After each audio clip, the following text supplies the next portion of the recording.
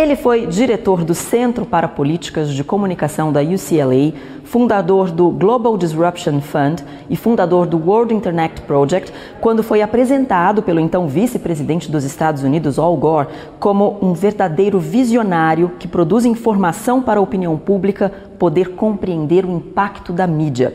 Ele já discursou no Congresso dos Estados Unidos sobre temas relacionados à televisão e trabalhou na Casa Branca em assuntos governamentais de mídia e telecomunicações durante os governos Bill Clinton e George W. Bush. Foi conselheiro de gigantes como Microsoft, Sony, Time Warner, AT&T, CBS, NBC, ABC, Fox, HP, Coca-Cola e é membro do Comitê Global de Estratégia Digital da Unilever. Atualmente é o diretor do Center for the Digital Future da Annenberg School for Communication da UCS, Universidade do Sul da Califórnia. Com vocês, Jeffrey Cole. Muito obrigado, Adriana e Chris. Onde eu estou em Los Angeles é 5:30 da manhã, então estamos entre. Eu sinto muito que eu não posso estar aí. Eu sei que vocês não estão todos no mesmo lugar, mas não estar no Brasil, um dos meus países favoritos no mundo, São Paulo, provavelmente. A hospitalidade brasileira, espero que ano que vem. E que ano tem sido? E vamos falar um pouco sobre entretenimento e especialmente o streaming. Mas antes de fazermos isso, vamos falar um pouco sobre a pandemia, pois tudo está sendo mudado pela Covid. Eu acho que indo em frente, vamos falar um pouco sobre o ano antes de março de 2020, antes da Covid, e após, quando esse após chegar, eu espero que seja em breve.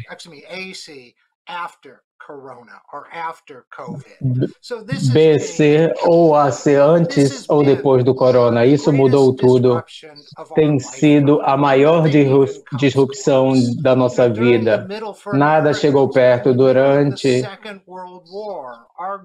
do meio da Segunda Guerra Mundial, nossa grande guerra, onde perdemos nossos queridos e tivemos pessoas próximas em perigo, mas mesmo no meio dessa guerra,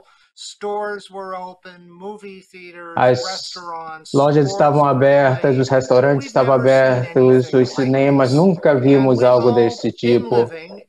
E nós sempre continuamos vivendo através deste maior experimento científico de todos os tempos, mas nenhum de nós nos voluntariamos para isso. Mas é importante notar algumas coisas. Nós tivemos que mudar nossas vidas de trabalho, escolares, comercial, entretenimento, e o que não poderia ser feito online não podia ser feito de qualquer forma.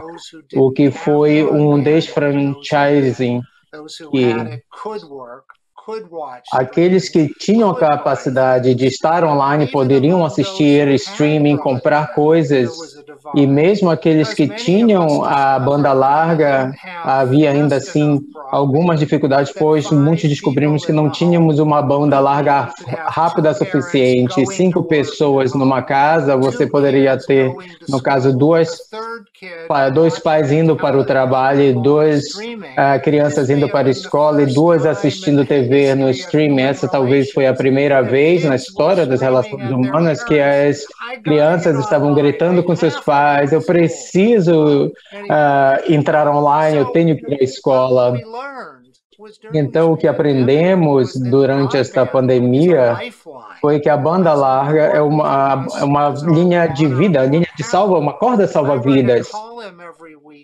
Eu escrevo uma coluna toda semana nessas questões, e eu escrevi uma 2 semanas atrás, baseada em um filme, um dos filmes favoritos da América, que eu tenho certeza que algum de vocês sabe, chamado A Wonderful Life, de Jimmy Stewart, onde o anjo mostra ele como seria a sua vida se ele nunca tivesse nascido.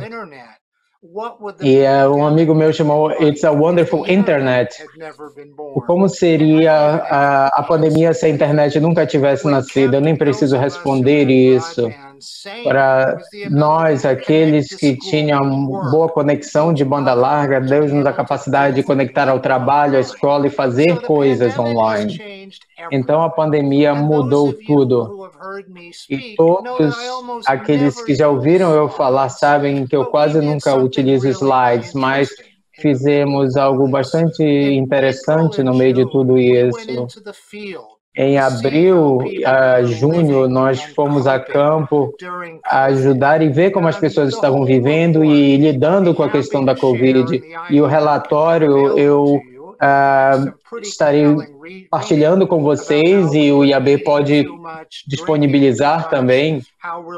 As pessoas como estavam comendo demais, bebendo demais, como as relações mudaram, os níveis altíssimos e preocupantes de ansiedade e depressão, como nossos comportamentos de consumidores mudaram.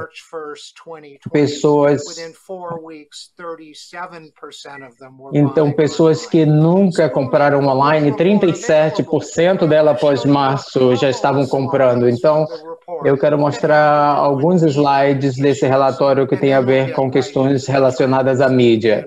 E depois vamos direto às tendências, broadcast, streaming, mudanças em cinemas, mas você poderia colocar o slide, por favor? Put the slides up. I'm just going to walk you quickly through the media results. This was a question we asked. Vou falar um pouco sobre os resultados. Nós perguntamos isso aos americanos. O que você sente falta estando preso em casa? E as diferenças entre a cinza, as linhas cinzas e verdes, a cinza é abril e verde é junho, e que você pode ver as coisas que nós sentimos mais falta é ir aonde nós quisermos e fazer o que queríamos. Mas uma das coisas que não sentimos tanta falta é ir ao cinema. Menos de um quarto de nós, de fato, sentiu falta de ir ao cinema. Claro, a televisão era uma das razões. No nosso próximo slide, por favor. Nós perguntamos às pessoas o que eles gostaram mais em estar presos dentro de casa, não sendo capazes de sair. E claro, em Los Angeles, nós sabemos isso melhor do que ninguém. A coisa que nós mais gostamos é não ter que pegar o trânsito ou o transporte público para o trabalho. Então, muitas das pessoas começaram a trabalhar de casa, então foi a primeira coisa que pode ter melhorado o trânsito de Los Angeles. Eu espero que isso aplique a São Paulo também, mas você pode ver um dos itens no topo, um terço de nós, de fato, gostamos muito de ter mais tempo, de assistir mais filmes e nos atualizar, assistir todos aqueles shows que nós ouvíamos falar, que tínhamos que assistir, que as pessoas nos falavam, todas as séries que precisávamos assistir e que nós sentíamos culpados. É uma brincadeira boba, mas eu gosto. Durante a pandemia, nós não nos importamos se o Irishman era o irlandês, tinha 4 horas e meia, pois tínhamos tempo para assistir isso. E poderemos ver o que isso significa para os novos serviços de streaming como o Apple Plus. Então, você pode ver, infelizmente, um quarto de nós gostou que tínhamos mais tempo para mais intimidade sexual, no caso. Vamos olhar as atividades da mídia, que é a América. Os números que nós vimos no Brasil e em outros países são um pouco mais altos, mas isso é como as pessoas consomem a mídia durante a pandemia. Você pode ver que o streaming subiu 52%. Isso é um dos mais baixos, dos níveis mais baixos dos países industrializados. E abaixo de 35 anos foi a 74%. Isso não é uma surpresa, isso é conteúdo que nós queremos sob demanda. O que nos surpreendeu e surpreendeu muitas pessoas foi a televisão tradicional, cabo, e televisão aberta subiu quase a mesma quantidade que o streaming. E nós, de fato, dependíamos dessas TV abertas, cabo e satélite, tanto quanto no streaming durante a pandemia. Podemos ver que o streaming e a televisão subiram mais que as mídias sociais, os videogames. A leitura subiu 43%, algo bom saiu de tudo isso. E o próximo slide, eu queria partilhar mais um ou dois. Isso aqui são dados americanos, mas acho que são interessantes. Se perguntarmos às pessoas de onde você está recebendo suas informações sobre a pandemia, e claro, nos Estados Unidos, nós temos um presidente que praticamente ninguém confia nele. Na lista de pessoas que nós confiamos, ele estava no final da fila, e acho que vocês têm os mesmos problemas com Bolsonaro no Brasil, e nós perguntamos sobre a mídia, e aqui temos números de abril, os números em vermelho são de junho, e os outros cinza são de abril, mas no topo da lista estava a TV a cabo, que era Fox News, CNN, ainda que estivessem em número 1, eles caíram 5 pontos de abril a junho, mas vocês podem ver televisão local que as pessoas tinham descartado e estaria morrendo. Isso não é verdade. A televisão local estava empatado com o cabo e satélite em primeiro lugar para a fonte de informações à frente de mídias sociais, internet, online. E ao fundo, no fim da fila, estão os jornais impressos, e entre abril e junho, o uso de jornais impressos, informação dobrou. Isso foi verdade. Infelizmente, saiu de 1 para 2%, que não é muito impressionante de todo modo. Próximo slide. Com relação ao que os americanos utilizam para obter sua notícia, interessante, foi a CNN número 1, Fox número 2, MSNBC em terceiro lugar, e ficou assim de abril a junho, mas vocês podem ver de abril a junho, a CNN caiu 9 pontos, a Fox manteve a mesma e a MSNBC subiu 10 pontos. Então, houve uma mudança concreta. E nos últimos 2 slides, podemos olhar, isso é um slide muito forte. Eu encorajo vocês a estudar e obter uma cópia e estudar esse slide. Nós perguntamos às pessoas o que vocês se sentem confortáveis fazendo fora de sua casa neste momento, e as únicas coisas que as pessoas tinham algum nível de conforto era ir às compras de comidas. Mas vocês podem ver que ir a um cinema, apenas 11% estavam confortáveis indo a um cinema, ou a um parque temático. Apenas 8% se sentiam confortáveis em ir a um evento de esportes. E se formos ao último slide, a pergunta era o que você não fará até que uma vacina seja descoberta. E vocês podem ver, com relação aos cinemas, mantenha em mente que 26% disse nenhum dos itens acima, então isso tem que ser considerado. Então, 68% disse que eles não irão a um cinema ou a uma peça até que a vacina seja disseminada, surja uma vacina. Então, tivemos também mudanças importantes nas audiências de TVs, e também manter em mente que no nosso trabalho, 37% das pessoas, mesmo após a vacina, ainda vão querer manter sua distância de outras pessoas.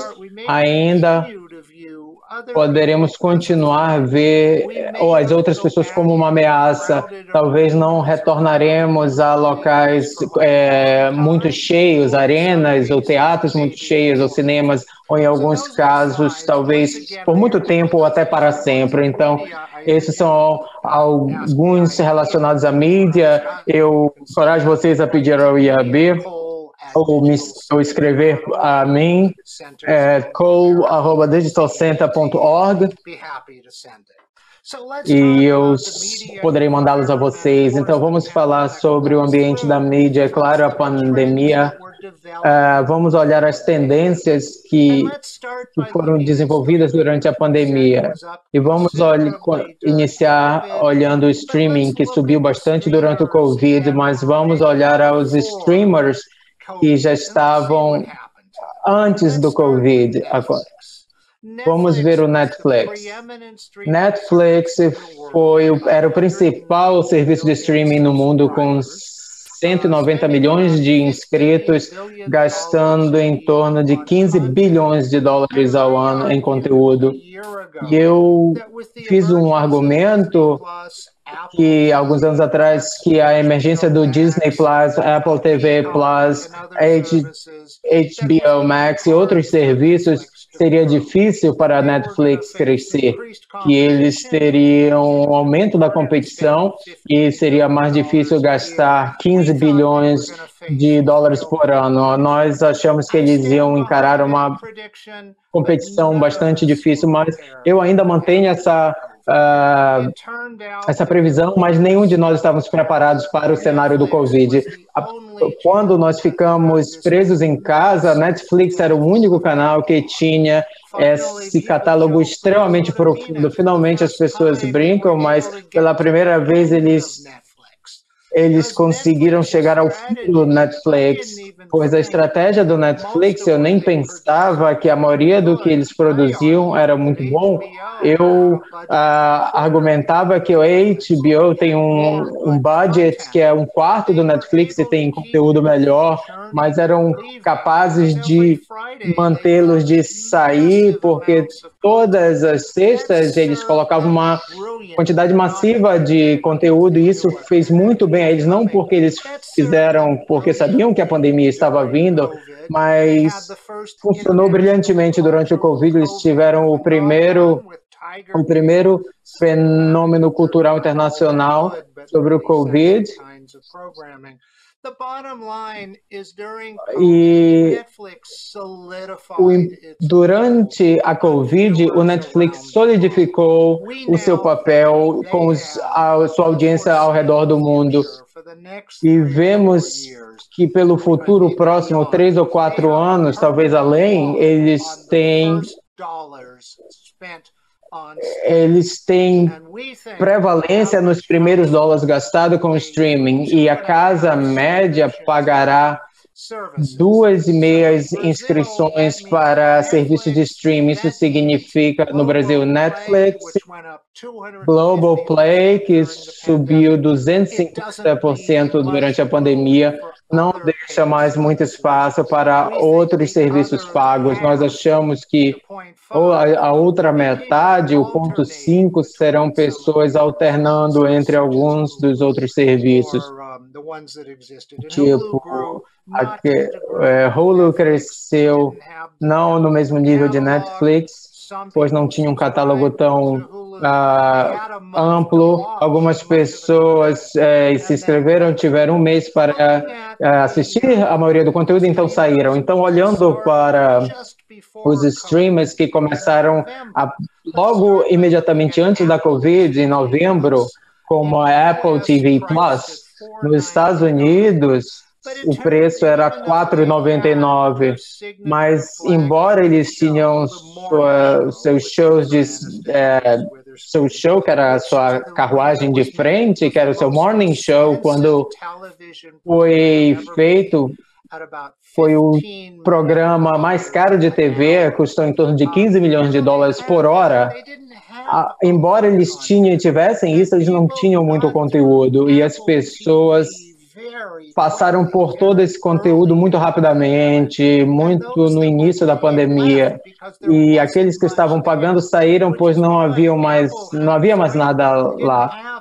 E é por isso que a Apple teve que se virar. Eles não tinham muitas produções nem na linha de produção para manter as pessoas assistindo durante a Covid. É por isso que eles foram a Sony, pegaram o Tom Hanks World War II, que deveria ser apresentado nos cinemas durante o verão. Os cinemas não estavam abertos, então pagaram muito dinheiro por esse conteúdo e passaram no Apple TV Plus. Não achamos que o Apple TV Plus será um desses 0,5% desses serviços que estão no 0,5% que vamos pagar. Creio que o futuro para este serviço é o que eles têm feito, torná-lo gratuito para qualquer um que compre um produto da Apple no próximo ano. Aqueles de nós que utilizamos produtos da Apple, iPads, iPhones, iMacs, para a nossa família, na nossa família, sempre alguém comprando um novo produto da Apple. E a Apple mantém em mente que nos últimos 2 anos, esses números são impressionantes. Foi de uma empresa de $1 trilhão para $2 trilhões. Nunca vimos uma empresa crescer $1 trilhão em 2 anos. Então, para eles, a Apple TV Plus não seria considerado um erro, pois você precisaria de um microscópio para ver um erro no Apple TV Plus. Então, creio que sobreviverá em longo prazo se você for um serviço gratuito, caso você compre um produto da Apple, pois não tem conteúdo suficiente para concorrer com o Netflix. Disney Plus é um pouco diferente, iniciou muito bem, teve séries de muito destaque, que muitos pensavam que era melhor do que o Star Wars que estavam no cinema. O problema é que uma vez que as pessoas assistiram, a menos que eles tivessem criança em casa, eles já estavam prontos para sair dizendo I'll be back, eu retornarei. Então eles já estavam dispostos a sair em dezembro e voltar em outubro. É isso que estavam começando a fazer. Mas as famílias que tinham crianças pequenas, que podem assistir o mesmo filme, a mesma série 300 vezes, por dia, todos os dias, então era um bom serviço. Mas o problema do Disney Plus era o mesmo com a Apple. Para adultos, você passava pelo catálogo muito rapidamente e tiveram que mudar o conteúdo e adquirir conteúdo que estava indo ao cinema. Hamilton, que seria um filme teatral em julho. Mas o Disney Plus tinha em torno de 90 milhões de inscritos, 6,99 disponível gratuitamente com alguns planos de telefone celular. Mas se você pensar a Disney, que se tornou esse poderoso player do entretenimento, houve 9 filmes passados que fizeram $1 bilhão ou mais. 7,5 deles eram da Disney. Número 1, o Avengers Endgame. Eu digo 7,5, pois Spider-Man Far From Home era uma coprodução com a da Disney e a Marvel e Sony. O único filme que não era verdadeiramente da Disney, que fez $1 milhão, era o Kroger. Mas a Disney construiu essa grande empresa de entretenimento. Mas não perceberam que ninguém poderia perceber uma fraqueza inerente no que eles tinham construído, pois ninguém poderia prever o que ia acontecer. Mas toda a empresa foi construída em fazer com que seus fãs saíssem de casa e fossem aos cinemas, a parques temáticos, e nos cruise ships, nos navios, nos cruzeiros da Disney, e tudo isso parou. O único ponto de luz durante a pandemia para a Disney era ter o Disney Plus, onde as pessoas poderiam ir e assistir alguma coisa. E se você acompanhar essas coisas, vocês podem ver que no início dessa semana a Disney anunciou uma reorganização completa da empresa, colocando o Disney Plus no centro da empresa. Eu disse que quando eles iniciaram o Disney Plus, ele estava apostando a empresa no Disney Plus, era uma boa aposta, e agora será um grande produto.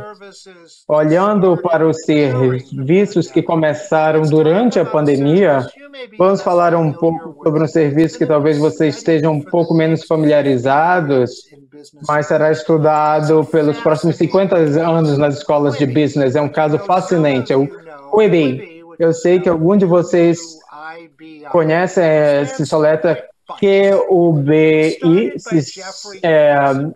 um acrônimo para Quick Bites, foi criado pelo chefe do Disney Filmes nos anos 90 da Disney, que fez Rei Leão, etc. Ele saiu da Disney e fez a DreamWorks com Steven Spielberg. A DreamWorks era chamada de DreamWorks SKG, ele era o cara. Então, uma das pessoas mais respeitáveis em Hollywood, o Katzenberg, olhou para a Netflix, Hulu, olhou para os planos do Disney Plus e percebeu que o mundo não precisava de um novo serviço de streaming por inscrição, que ofereciam filmes de 2 horas, séries de televisão. Eles acharam que o panorama estava pronto para algo diferente, então ele olhou para todos os millennials e as pessoas jovens enquanto atarefadas eram suas vidas e quanto eles dependiam de seus telefones móveis. E o Quibi foi projetado para criar 7 a 10 minutos que você pode assistir um a cada dia, on the go, no ônibus. Ou se você chegar no escritório mais cedo, você pode assistir um segmento antes do início do trabalho, ou durante um coffee break, ou mesmo durante o café da manhã em casa. O Jeffrey Katzenberg, nenhum estúdio quis apostar contra ele. Ele levantou $2 bilhões e utilizou esse dinheiro. Ele não queria ser o TikTok, ele não queria ser o YouTube. Ele comprou os melhores talentos que Hollywood poderia fornecer. Fez shows com Steven Spielberg, com Witherspoon, os talentos da lista A. Ele atraiu os melhos talentos executivos. App Whitman, que criou o eBay, estava gerenciando Hewlett Packard, juntou ele como número 2. Katzenberg fez tudo certo com o Quibi. Foi um caso brilhante de fazer todas as coisas exatamente como deveriam ser feitas, exceto por um problema. Foi projetado para ser lançado em abril de 2020. Esse serviço para pessoas on the go surgiu quando as pessoas não estavam indo a lugar nenhum. E, de repente, nós não tínhamos pouco tempo, mas nós tínhamos muito tempo disponível, então nós não importávamos mais se o irlandês tinha 1 hora a mais. Então, não foi um fracasso, pois um fracasso implica que você olhar aquilo, eles não conseguiram nem sair, nenhuma semana não estava nem na lista dos 20 aplicativos mais baixados. Então, a pergunta agora, ele tem dinheiro suficiente para manter ainda, eles não ganharam nada ainda, o seu ego está protegido, pois eles têm a melhor desculpa do mundo para o que aconteceu. Olha, houve uma pandemia, mas a pergunta é, vamos relançar quando a pandemia terminar? Vamos introduzir algo totalmente diferente? Eu suspeito que sim, mas Quibi talvez seja a maior vítima do mau timing. Outros 2 serviços, o HBO Max isso é mais de um problema americano, é mais um problema americano, pois eu sei que vocês conhecem a HBO bem, mas os americanos tinham na HBO esse serviço premium, que ganhou vários prêmios. AT&T comprou a empresa, decidiram que a forma de competir com o Netflix era colocar mais conteúdos originais. Eles deveriam ter, na minha opinião, melhorado o HBO, mas eles chamaram HBO Max e de repente os americanos começaram a falar, bem, eu já tenho HBO, preciso de HBO Max, eu tenho HBO Go. Ninguém sabia mais o que estavam fazendo, não havia uma identidade clara. Eles vão sobreviver, eles têm bons conteúdos, mas foi um dos lançamentos mais incipientes, que é o que acontece quando uma empresa de telecomunicações entra no business do entretenimento. E, por último, creio que há muitas questões importantes aqui para o Brasil. O Peacock, NBC Universal, Disney Plus, Hulu e Netflix tem quantidades massivas de conteúdo entre os gigantes da indústria do entretenimento, mas eles partilham a minha visão que apenas 2,5 subscrições as pessoas vão comprar. Eles não queriam lutar com Apple Plus, HBO. Eles foram por outro caminho, absolutamente gratuito. Se você pagar $5 por mês, você recebe sem anúncios. Se você pagar $10, vocês não têm anúncios e um pouco de conteúdo exclusivo, mas virtualmente todo mundo está assistindo gratuitamente. Eu acho que o futuro do streaming, novamente, mantendo em mente que pagaremos por 2,5 desses serviços. Acho que o futuro do streaming é AVOD. Eu acho que pouco deles vão pagar os $5 ou $10 por mês. O HBO Max, problema deles é que eles cobram 15, mais do que o Netflix, dobro da Disney Plus. Nós não vemos as pessoas gastando mais dinheiro em conteúdo.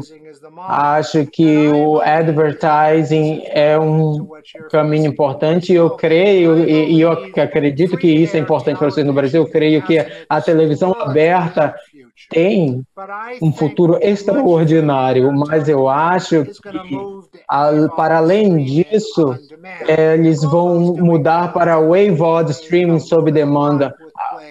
A Globo tem bastante disso com o Globoplay, mas vocês verão muitas das empresas abertas mantendo-se aberta com suporte de anúncios, mas os telespectadores podem agora assistir o que eles querem, quando querem, como querem. Eu não acho que vocês vão ver um programa com horário fixo que as pessoas terão que gravar. Nós esperamos ver um grande salto nos anúncios e no apoio desses anúncios financeiros para esses streamings, especialmente o AVOD. E a outra coisa que eu gostaria de falar, pois está num ponto de crise, é o futuro dos cinemas. Nós vimos isso tem uma influência tremenda na televisão. Primeiro, a linha entre televisão e filmes tem sido borrada durante anos. Quando eu estava crescendo, sempre havia uma distinção bastante clara entre TVs e filmes. Filmes tinham estrelas maiores, telas maiores, lojas maiores. Isso não é mais verdade, não tem sido verdade já há alguns anos. O streaming hoje em dia tem as maiores estrelas, o House of Cards original da Netflix, com Kevin Spacey, Kevin Robin. As grandes estrelas estão fazendo filmes em streaming.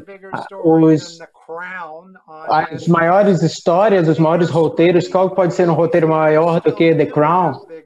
E os cinemas ainda têm as maiores telas, mas as televisões, em média, da maioria dos países, é de 55 polegadas ou mais. Então, a linha divisória entre TV e cinema tem cada vez sido mais borrada, e esse ano está praticamente sumindo, pois o business do cinema, sem nenhum aviso, os cinemas fecharam e os estúdios encararam um problema real: o que fazer com os filmes que estavam planejando lançar. Então, há 3 tipos de filmes que ficaram parados com o Covid. Aqueles que já tinham sido lançados quando o Covid surgiu, mas ainda não tinha terminado o seu tempo no cinema, ainda tinha alguma vida neles. Havia os vídeos que tinham sido lançados, mas eram pequenos, mas que nunca fariam grande dinheiro, mas algo precisava ser feito com eles. E essa que é a parte mais interessante.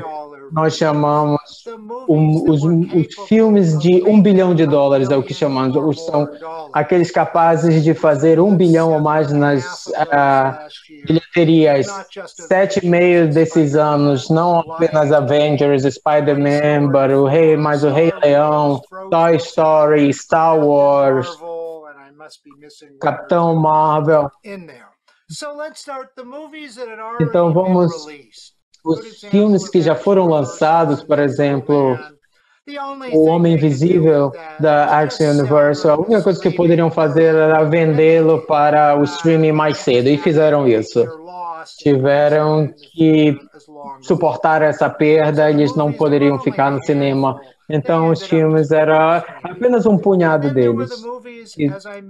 Então, os filmes que não tinham sido lançados, mas não eram grandes o suficiente para durar muito tempo no cinema. O World Tour, Artemis Fowl, e também o Greyhound do Tom Hanks. Apesar do Tom Hanks ser uma grande estrela, não foi um grande campeão de bilheteria.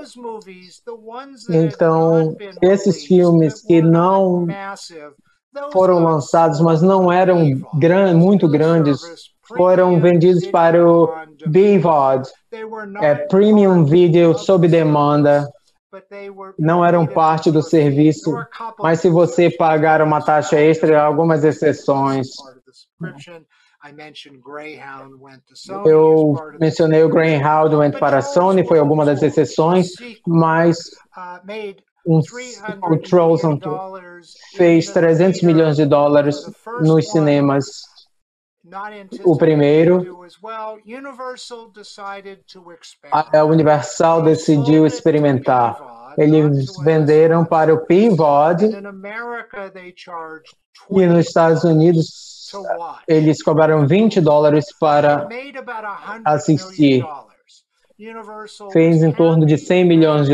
A Universal estava feliz, pois receberam uma percentagem maior desses 100 milhões do que 600 milhões fossem feitos nos cinemas, e meio que estabeleceram $20 como o padrão. Vimos um outro número de filmes sendo lançados com muita experimentação. Tinha um filme que eles esperavam que gerasse $1 bilhão. Eles venderam para o PVOD por $30. Você tinha que ser um inscrito no Disney Plus. Não se deu muito bem.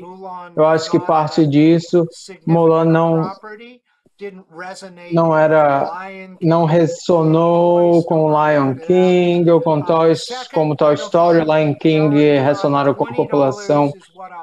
E as pessoas também já pensavam $20 era o que eu vou pagar, 30 é muito. Então vamos ver muito experimentalismo nessa área, quanto as pessoas querem, estão dispostas a pagar, que tipo de filmes funcionam no PVOD, aqueles que estão gerando $100 milhões por $20 por pessoa, o mercado secundário de distribuição. Então há uma questão bastante interessante. Trolls que fez 100 milhões de dólares no PVOD, era uma sequência. Você pode criar uma franchise sem estar nos cinemas, sem o massivo orçamento de advertising da TV? E a resposta é não. E vamos aos filmes de $1 bilhão.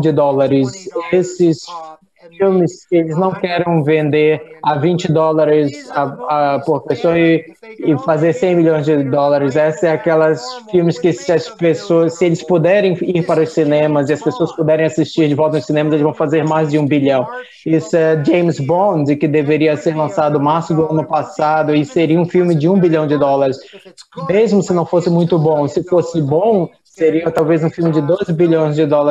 É o último do Daniel Craig. Eu acho que o mundo está pronto para um escapismo no James Bond, então os produtores fizeram a única coisa que poderiam fazer. Eles decidiram segurar até novembro, pois em março, claro, essa pandemia tinha que terminar em novembro. E isso seria seguro. Bem, estamos em outubro e não terminou ainda, então agora eles adiaram para o próximo mês de abril, porque até lá a pandemia deve terminar, ou será que termina?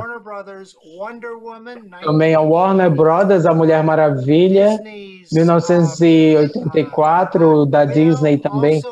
A Viúva Negra, também filme de $1 bilhão, também segurado até o final do ano. Agora a Warner está vendo, não podemos lançar Mulher Maravilha, nós não queremos ter um filme de $1 bilhão e falar apenas 800 milhões.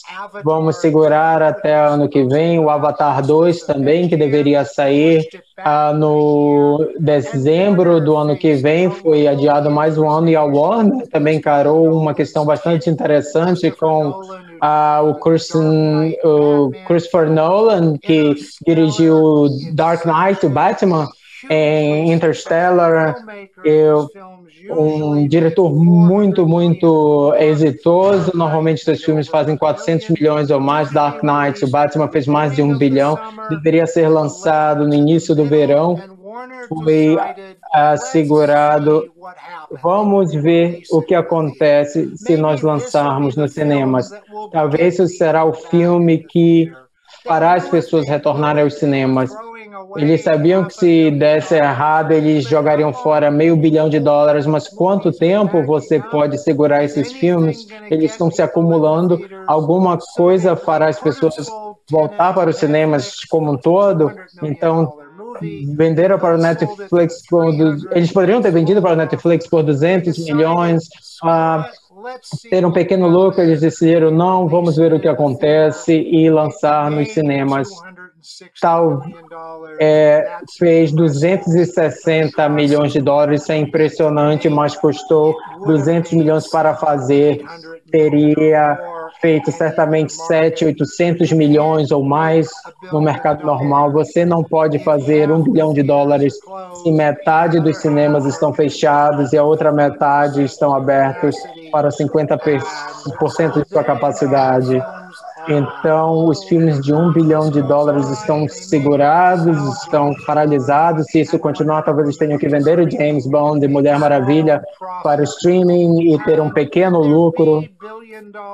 Pode haver filmes de $1 bilhão sem cinemas? Não. E se não houver filmes de $1 bilhão, pode haver filmes com orçamento de $200 milhões?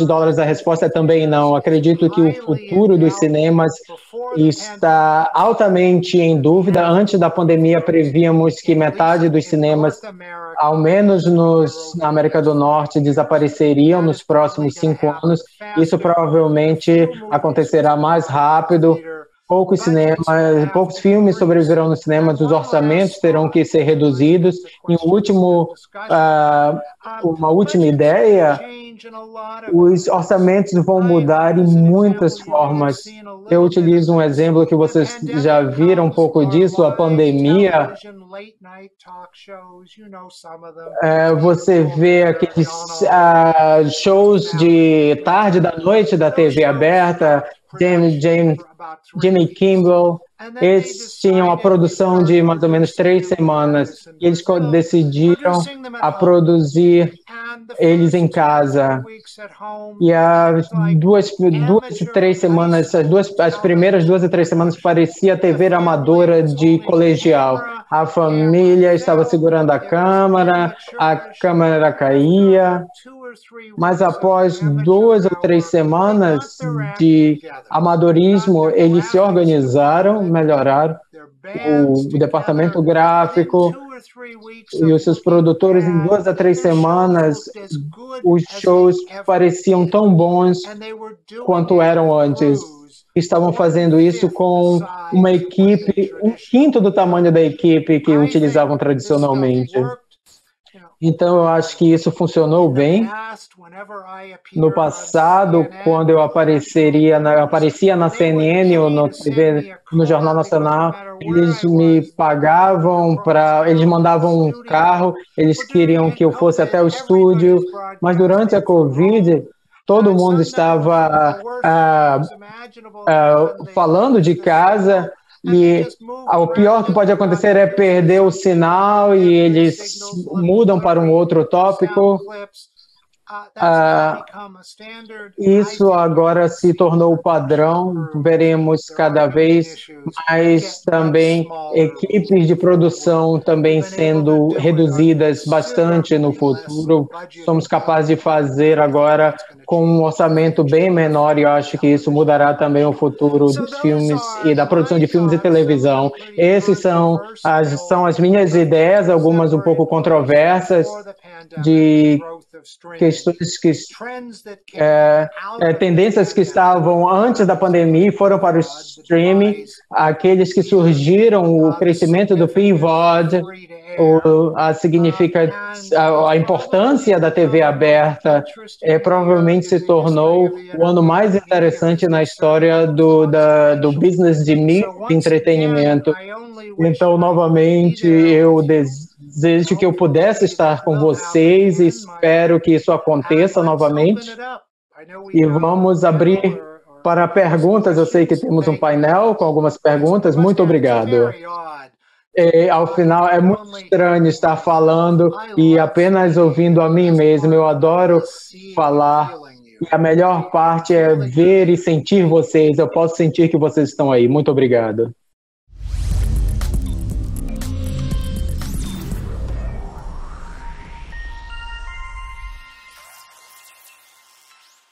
Bom, pessoal, agora nós vamos ter um painel para a gente aproveitar ao máximo esse conhecimento em primeira mão que o Jeffrey veio passar para a gente e ainda plugar outros grandes nomes. Então, vamos nessa! É o nosso painel internacional. Então, para compor esse painel junto com o Jeffrey, eu vou convidar outros 2 grandes nomes do nosso ecossistema digital. Primeiro, ela, que é jornalista e tem mestrado em gestão de mídia, com ênfase no impacto das mídias sociais no negócio de notícias. Trilhou sua carreira de mais de 16 anos, sempre no Grupo Globo. Começou como produtora de noticiosos locais e nacionais, atuou no PAN do Rio, foi editora especial do Jornal Nacional, passou para a carreira executiva como gerente de BI para Digital Media e atualmente é a Head de Digital Media da TV Globo. Bem-vinda, Renata Fernandes. Olá! Quero também convidar ele, que tem liderado a expansão de negócios na intersecção de mídia, tecnologia e publicidade, atualmente atuando como Head Latam na Magnite. Ele tem passagens pela Claro e Terra, onde atuou por 2 anos em Nova York como diretor global de desenvolvimento de negócios e mais recentemente na Telaria. Também é investidor anjo em startups e presidente do Comitê de Vídeo Digital do IAB Brasil. É formado em publicidade e mestre em administração pela UFRGS. Muito bem-vindo, Rafael Palhares. Tudo bem por aí? E claro, o Jeffrey, que continua aqui com a gente. Né, Jeffrey? Hello again? Então, para a gente dar início a esse bate-papo de gente grande, eu passo a palavra para o Rafael, que vai mediar esse painel. Então, a tela, a voz, o show é todo seu, Rafael. Okay, good morning everyone. Good morning, Jeff. Olá, bom dia a todos, bom dia Jeffrey, Renata e todos que se juntaram a nós esta manhã. É um grande prazer estar aqui falando com vocês aqui hoje. Então, eu gostaria de começar a primeira pergunta para ambos. Vocês mencionou, Jeff, que na maioria das casas as pessoas vão se inscrever a 2 serviços e meio, não mais do que isso. Muitos serviços de streaming estão sendo lançados. E uma pergunta importante é o timing.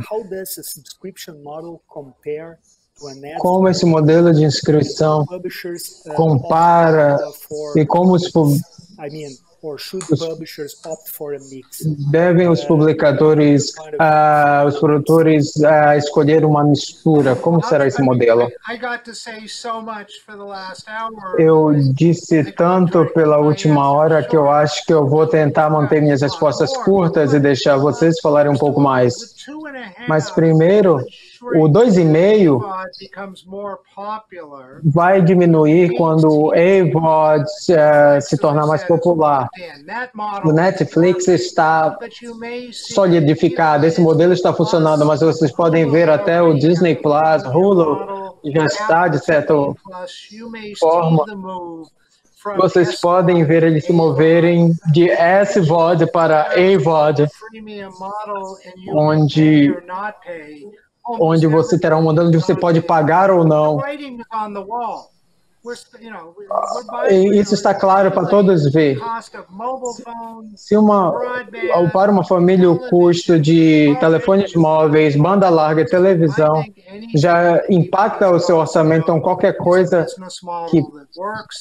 que pode não aumentar esse custo é um modelo que pode funcionar. Os advertisers meio que se sentiram, foram retirados da televisão por causa do Facebook e Google. Então, eu acho que o modelo do AVOD é um modelo extraordinário e o Peacock vai comprovar isso para muitas pessoas. I agree with Jeffrey. I think this is Eu concordo com o Jeffrey.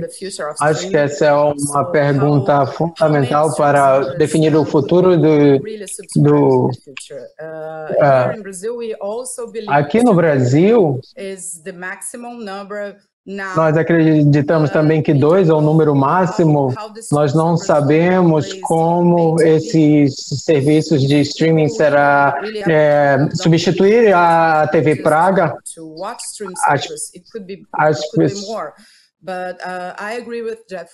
Eu concordo com o Jeffrey que o modelo misto provavelmente fará mais sentido para a maioria das pessoas e das famílias.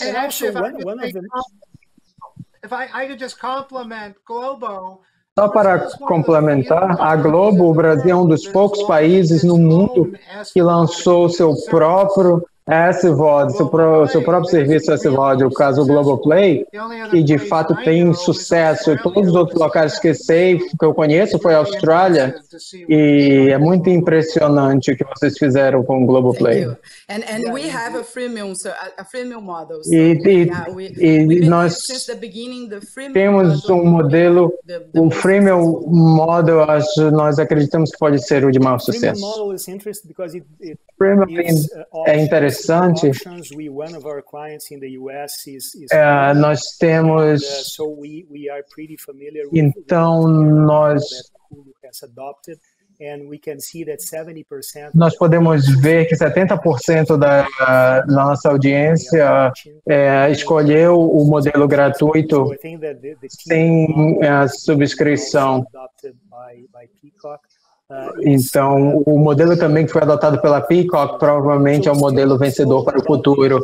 Então, com relação à questão das subscrições, uma das coisas que as pessoas falam nos Estados Unidos é o conceito da fadiga de subscrição. A maioria das pessoas nos Estados Unidos não estão dispostas a pagar mais de $10 em subscrição de vídeos por mês. Eu esperaria que na América Latina, no Brasil, esse patamar seja um pouco ainda mais baixo. Algum comentário sobre isso? Sure. Well, Claro. Eu dirijo esse network em 35 países. Tentamos muito, infelizmente o Brasil não é um deles. Se alguém que tiver ouvido gostaria de tentar, nós podemos conversar. Mas nesses países que eu trabalhei, eu faço uma pergunta por 10 anos. Quanto dinheiro, no meu caso, que o americano médio, a casa média americana, gasta em serviços de comunicação que não existiam uma ou duas gerações atrás, coisas novas. Isso significa telefones móveis, banda larga, televisão, streaming de músicas.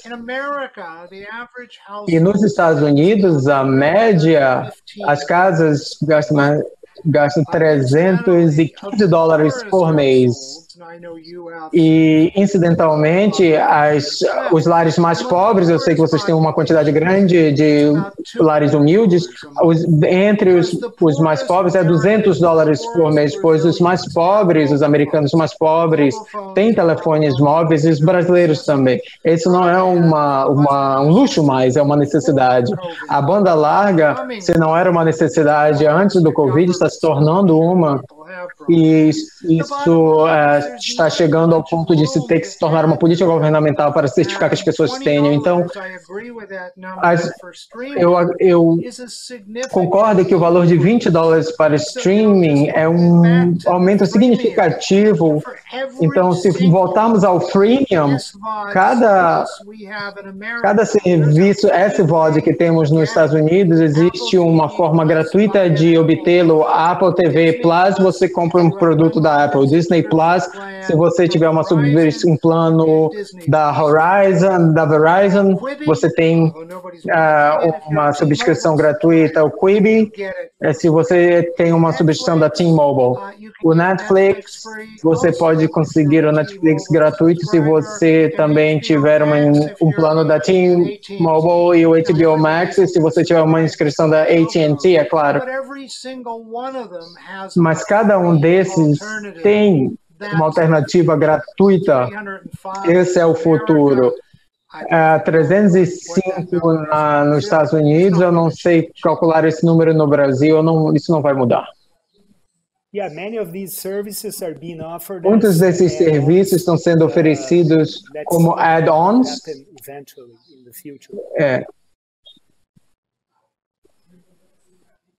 Isso é o que acontecerá no futuro. Any comments on your feel around the subscription fatigue in Brazil? Do you think that people? Algum comentário, Renata, sobre essa fadiga de subscrição com relação a se esses 2,5 se aplicarão ao Brasil? Sim, e depende. Como eu disse, isso é uma pergunta chave que eu acho que agora no Brasil o mercado está maduro o suficiente, como nos Estados Unidos. Como o Jeffrey mencionou, todos os alinhamentos como as empresas de telecomunicações e os combos que você compra, os combos é algo muito importante como para um negócio, eu creio, depende dos combos que você... Se você tiver um serviço de streaming crescendo, você tem isso pode ser uma estratégia, você tem o Disney Plus utilizando isso como estratégia, estão chegando no novo mercado, criando combos com empresas de telecomunicação, e muitos combos talvez pode ser uma estratégia que pode mudar esses números um pouco. Todavia, eu creio também que a pandemia do Covid mudará também, porque teremos uma recessão na nossa economia pelos próximos meses, talvez anos. Então, é difícil prever como a economia afetará, a recessão afetará esse mercado. Pois, claro, as pessoas que tendo menos empregos, menos dinheiro, também o streaming pode ser uma forma bastante barata de entretenimento para a família. Se você pagar 5, 10 ou 12 dólares para uma família inteira, isso pode ser ainda mais barato do que ir para aos cinemas ou fazer outras coisas. Então, veremos muitas mudanças nos próximo ano e o próximo ano acho que será um ano chave para esse mercado, principalmente no Brasil. Eu gostaria de... Eu subscrevo completamente o que foi dito. A pandemia acelerou tudo isso, mas antes da pandemia, os cinemas já não estavam conseguindo competir com o stream. Os 5 a 10 dólares por mês, que lhe dá acesso a muitos filmes e muito conteúdo, como através do Netflix, o Irish, o irlandês, os cinemas já estavam com problemas por causa dos serviços de streaming pelo seu valor agregado, e agora talvez nem tenha mais essa escolha. Então, eu concordo plenamente. Eu gostaria de voltar ao primeiro ponto que você mencionou na sua apresentação com relação à pandemia, quando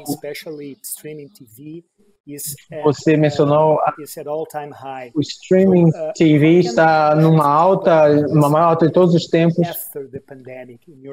Como será esse momento após a pandemia, na sua opinião? A resposta é simples, eles não conseguirão manter esse momento. Estamos presos em casa 24 horas por dia.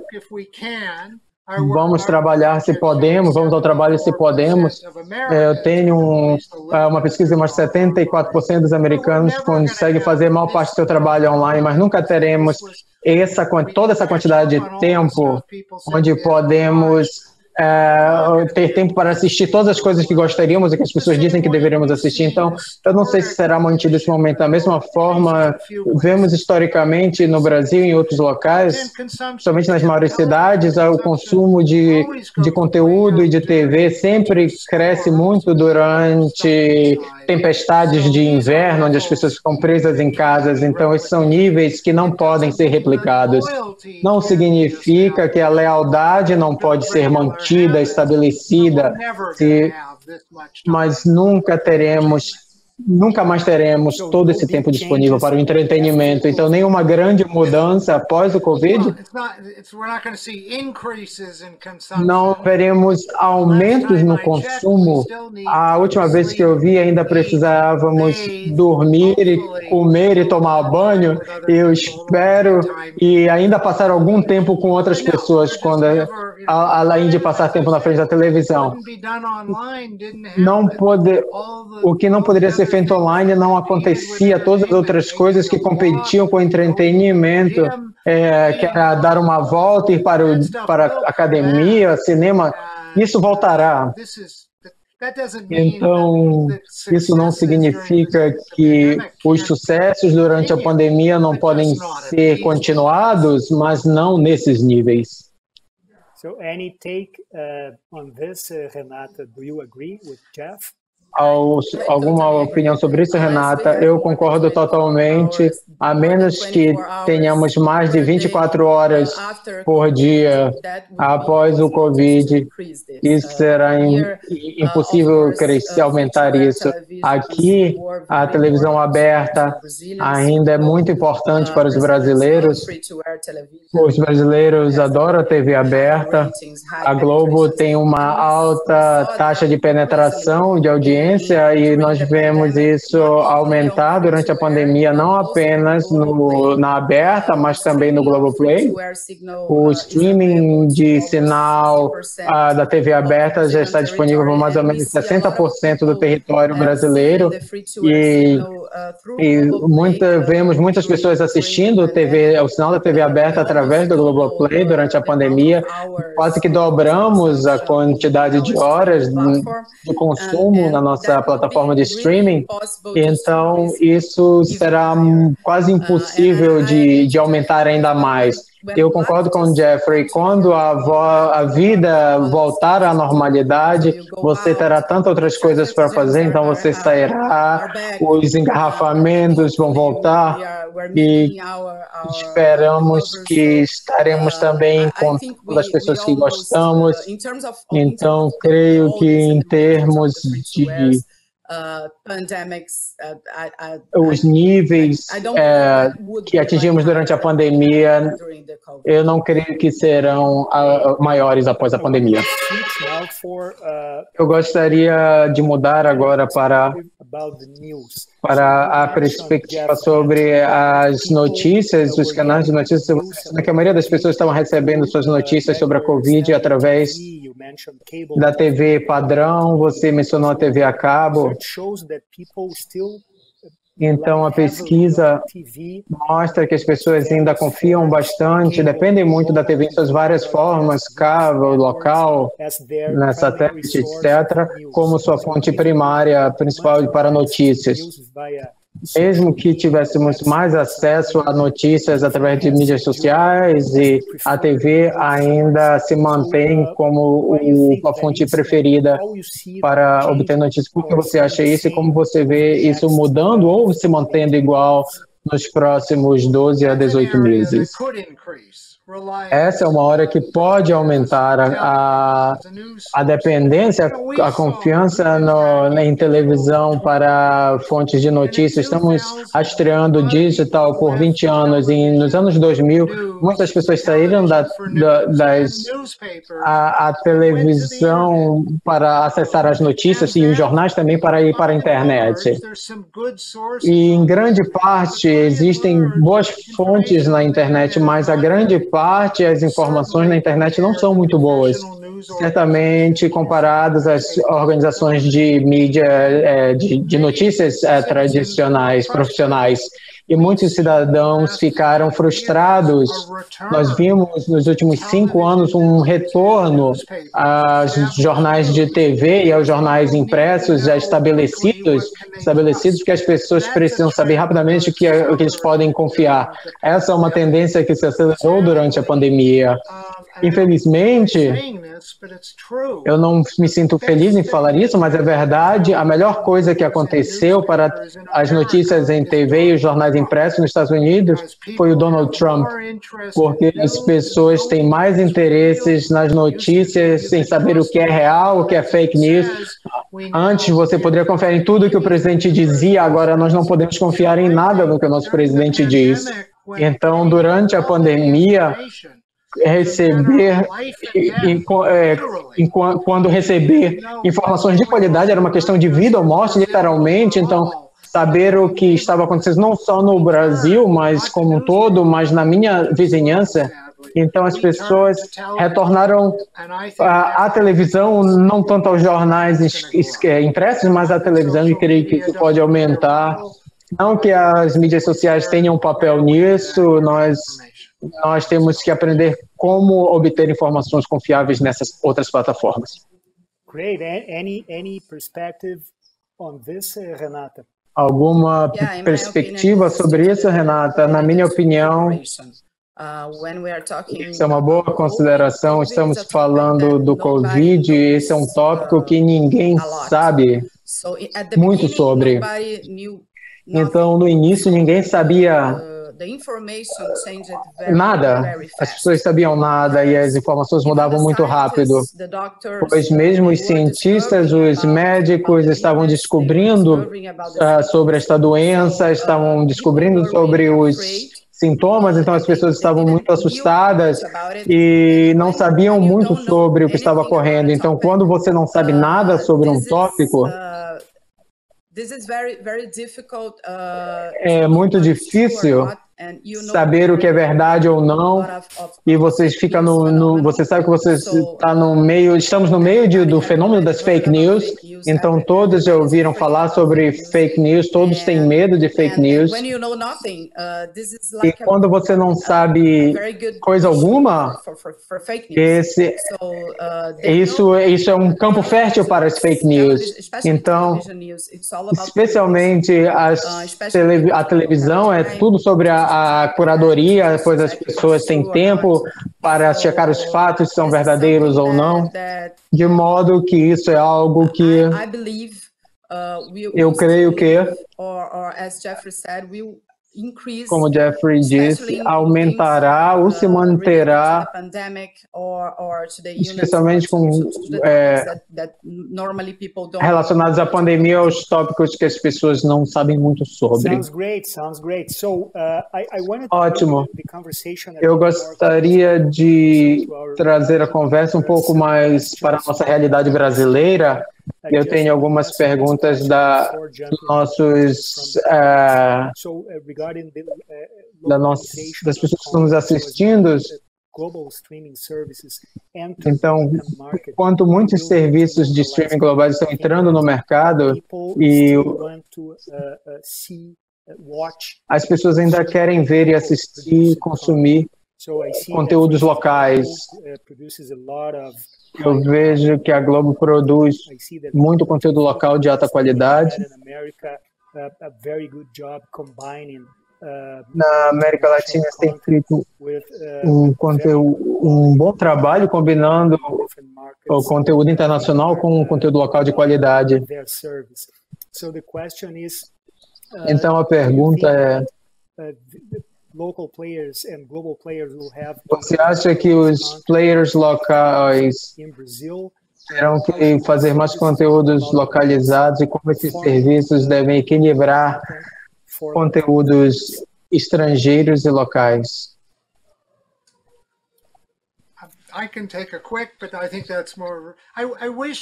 Eu posso falar um pouco, mas acho que seria mais sobre a Renata.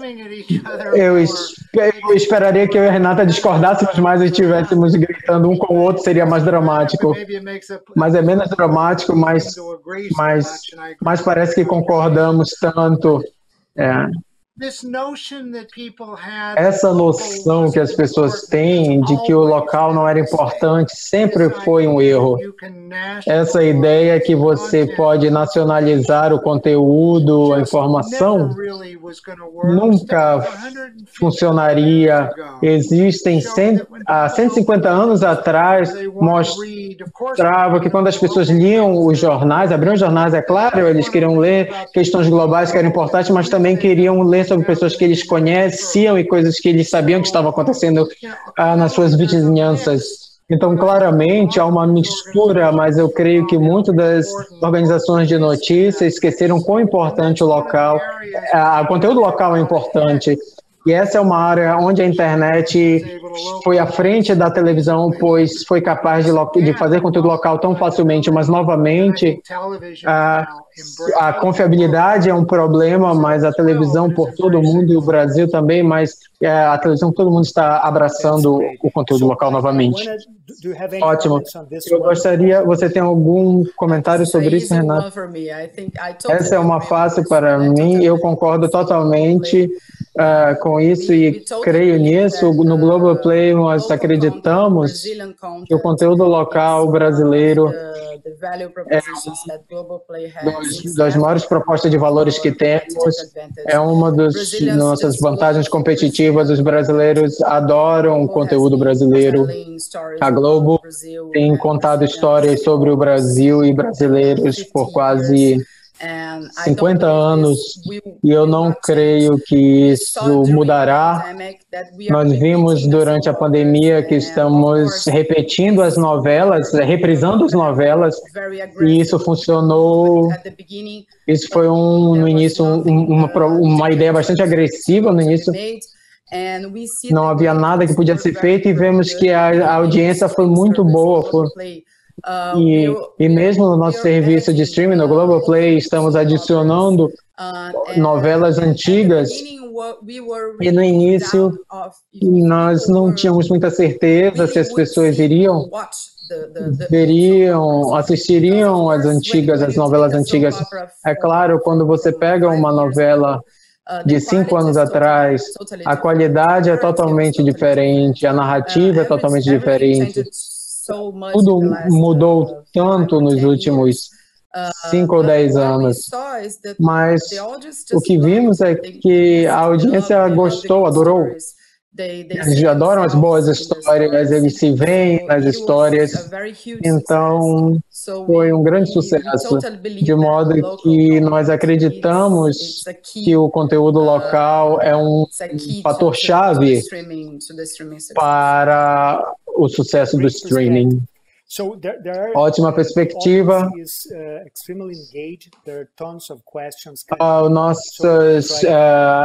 Nossa plateia aqui, nossos telespectadores são bastante engajados. Essa pergunta é para você, Jefferson, mandando muitas perguntas. Ela diz que um tipo de congelamento em lançamento de novas produções por causa da pandemia. Então ela pergunta como a Netflix manterá sua estratégia de manter os seus usuários com a estratégia de novos releases toda semana. Bem, como há tantas perguntas, eu vou tentar responder brevemente.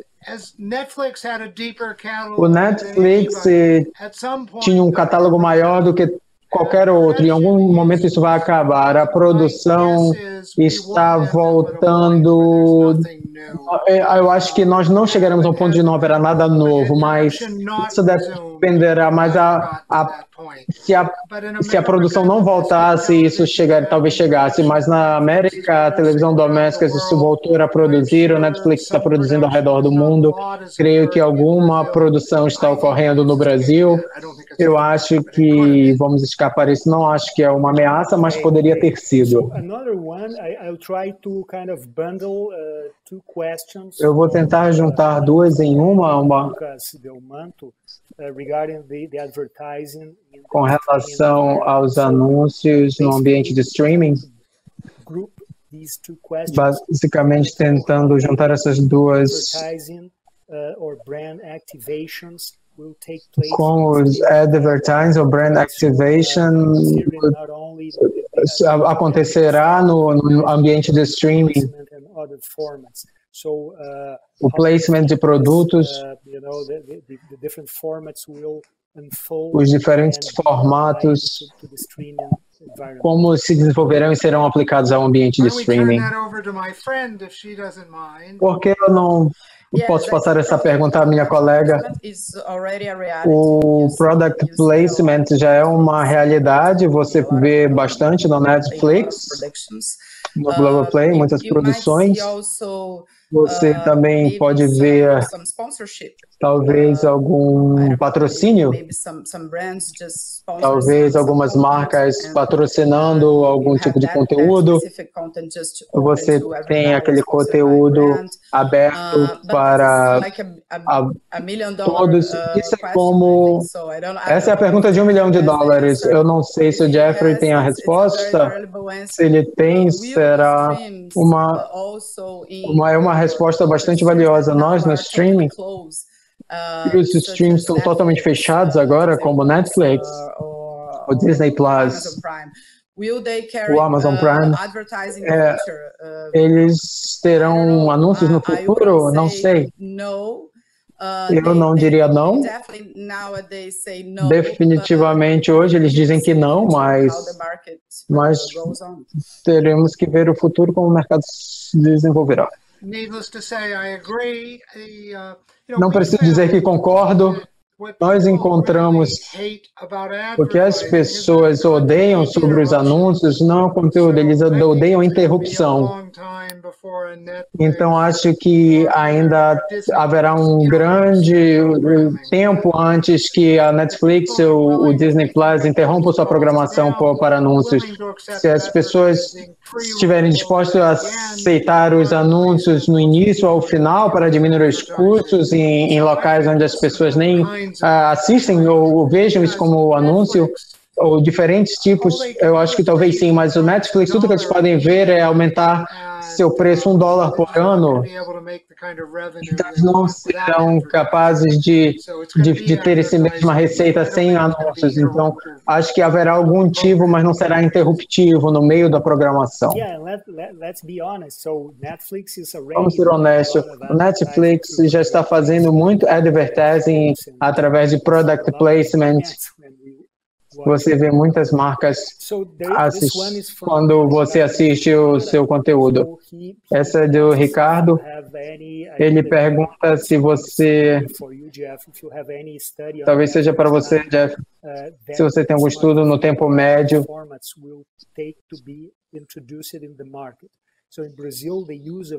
que a Smart TV, a utilização desses dispositivos é muito recente.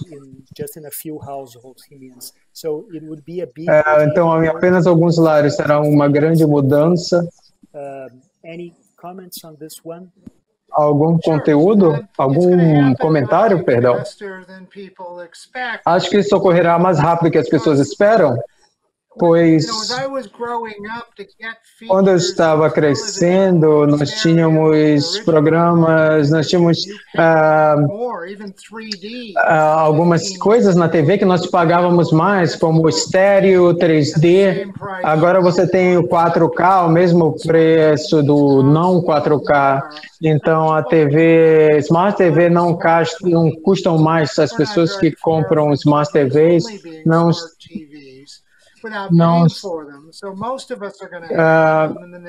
então, os preços não estão muito distantes das TVs que não são Smart TVs. Então, a questão de que tipo de conexão elas têm, e eu acho que isso será um movimento imperceptível para a Smart TV.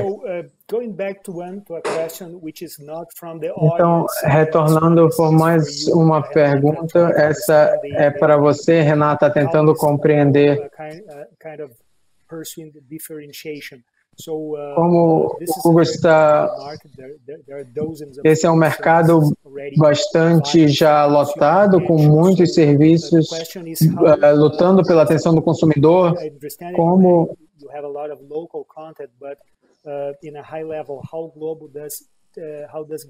a Globo se diferencia nesse mercado já tão cheio? Eu repetiria, o conteúdo brasileiro. A Globo conhece os brasileiros muito bem, e isso é um bem muito importante, é um ativo muito importante da empresa, pois a experiência que o usuário tem é também muito importante.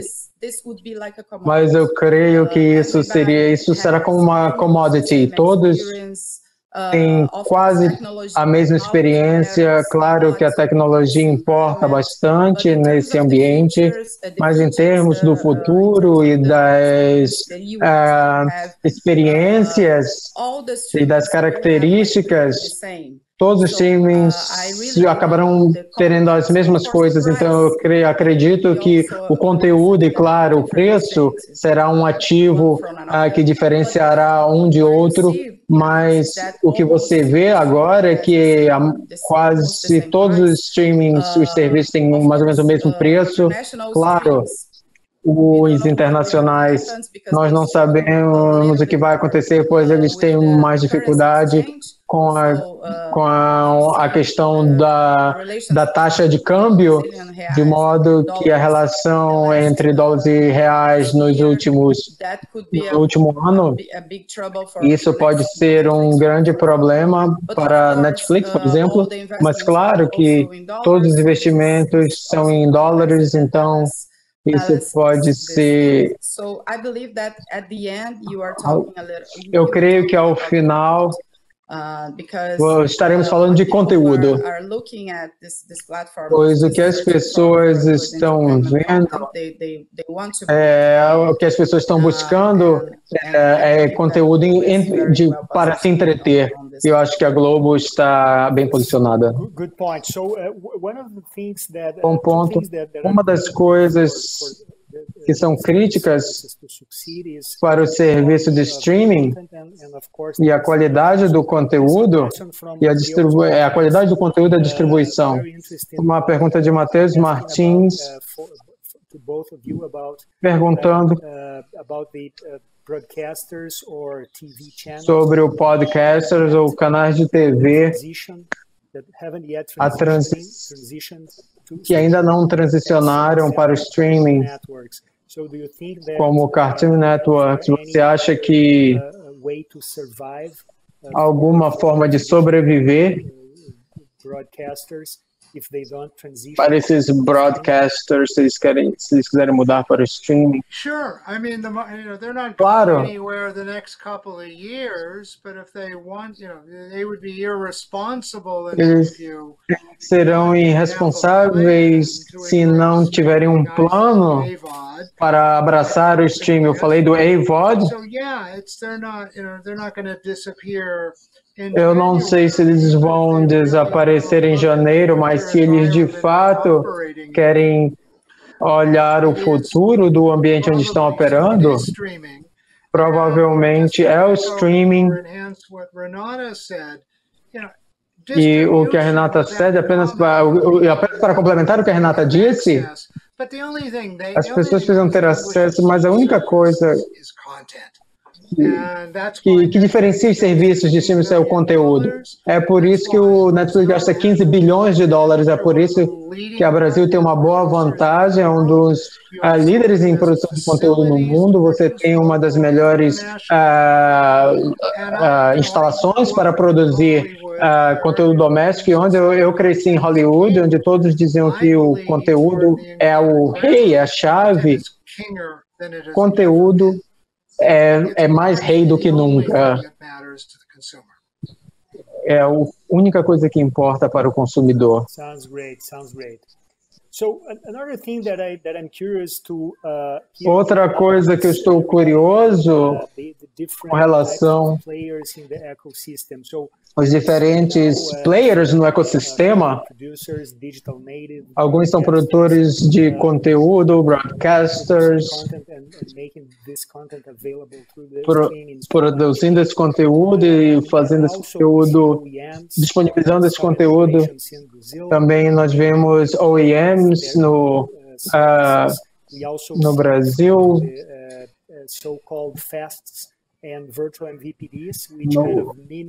Também temos visto Virtual MVPDs.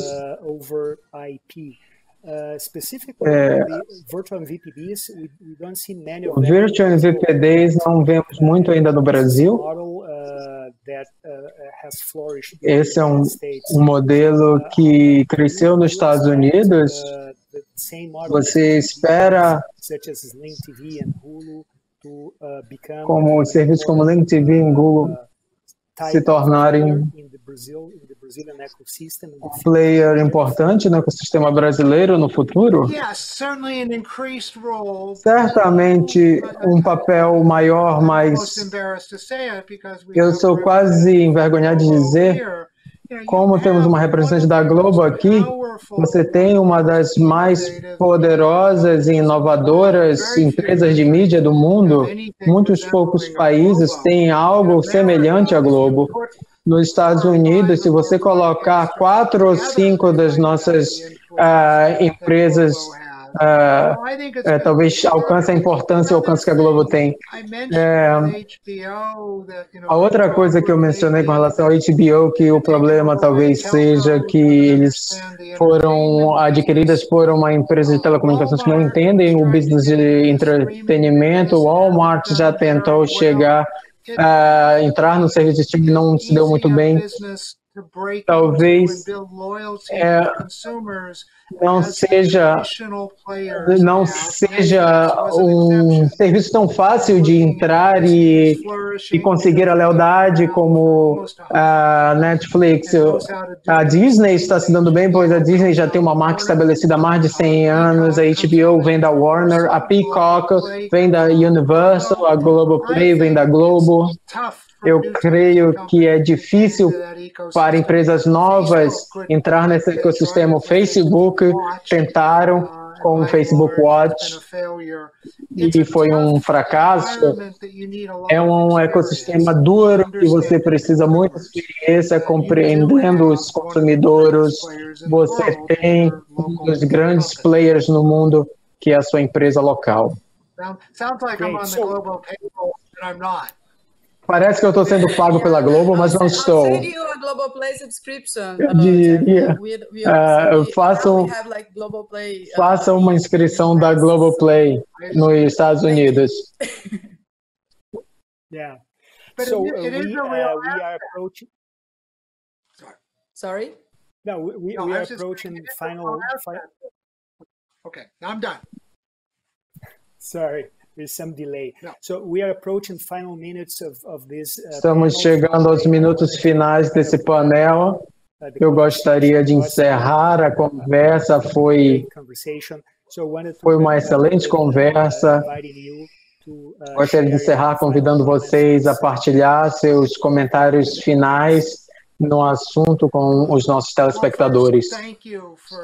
Bem, em primeiro lugar, muito obrigado por me ter aqui. Eu peço desculpas por falar em inglês. Seria mais fácil se falasse em português. Infelizmente, eu não poderia me comunicar muito bem.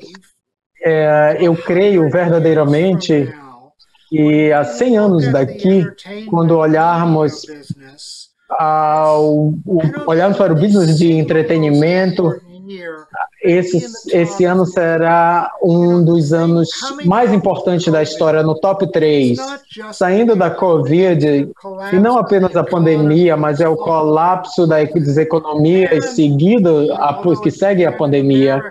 E também começou nos Estados Unidos, então o movimento de justiça social, tudo isso em 2020, saindo disso, eu argumento que essa é a primeira vez, provavelmente, em muitos anos, que vamos repensar todas as coisas em nossas vidas.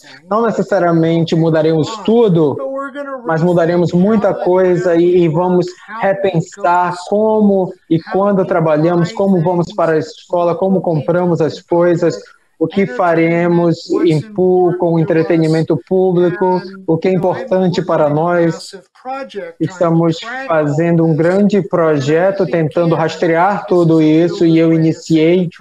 Eu acho que é uma forma muito importante de pensar sobre a mídia transiente em 2020. Eu uso essa expressão: nenhuma grande crise deve ser desperdiçada. As coisas mudam em crises.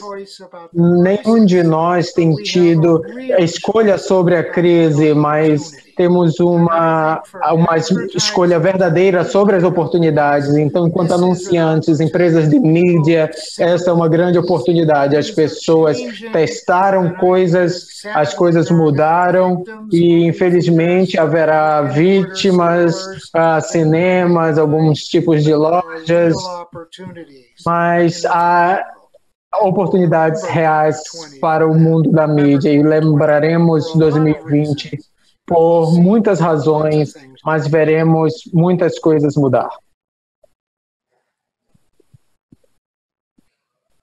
Well, from my side, Bem, do meu lado, o que eu gostaria de dizer é que nós falamos muito sobre streaming e o consumo de vídeo e o business e toda a competição que temos neste mercado, claro.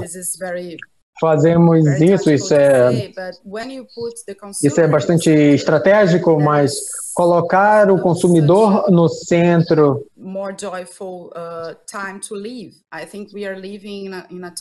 Nós estamos vivendo num tempo que há tanto entretenimento bom, toda essa guerra dos streamings que estamos